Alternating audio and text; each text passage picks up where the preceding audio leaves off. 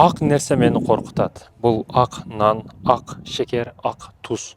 Ак нерселер адамга өтө чоң калория берет, татуулук берет, дофамин берет, бирок аркасынан өтө чоң кайгы дагы берет. Ошондуктан ак нерселерден этият болгула деген көп аалымдарыбыз тыйылган да.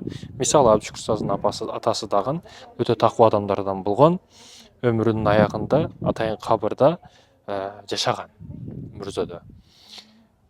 Өтө такуу адам болгон. Каттык нан жеген. Көбүнчө ата бабаларыбыз байкасаңыз каттык нерсеге аракет кылган. Комфорт. Бүгүн биз жумшак деп машинанын да жумшагын, бардык нерсенин жумшагын кылып атабыз, бирок ошого жараша көп нерсе бузулуп да кетип атат. Өзгөчө кудук биздин тарыхыбыз. Учурунда билесиздер, бул жака чака менен ташталып, буралып, могу жерде бурагычы болот. Бурап суу алышкан, суу менен колдонушкан да. Ошол кудукту көрүп азыр бир окуя эсиме түшүп кетип,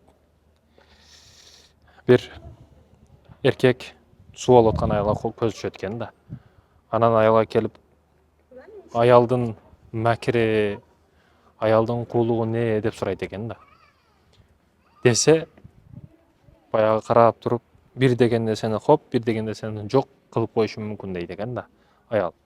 Кана колунан келе көрөйүнчү десе, баягы алып аткан чакадагы суусун жүзүнө себип, эл журт кегиле жардам бергиле, мени зордоп атат деп кыйгырат экен да. Баягы чочуп кетип, коркуп кетип, эмне болду, андай кылба десе, азыр жакындарым келет, эл журт келет, бул мени зордоду деп, сени башыңды керек болсо кестиришке дагы кудуретим жетет дейт экен.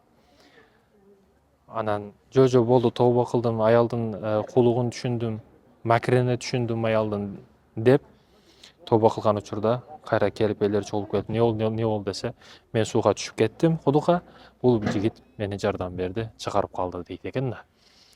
Баягылар бардыгы ыраазы болуп, рахмат, Алла ыраазы болсун деп сарпайларды кийгизип, жылкыларды берип, сонун сыйлап, жигитти красавчик деп жөнөтүшкөн экен да. Ошол учурда жеткен экен.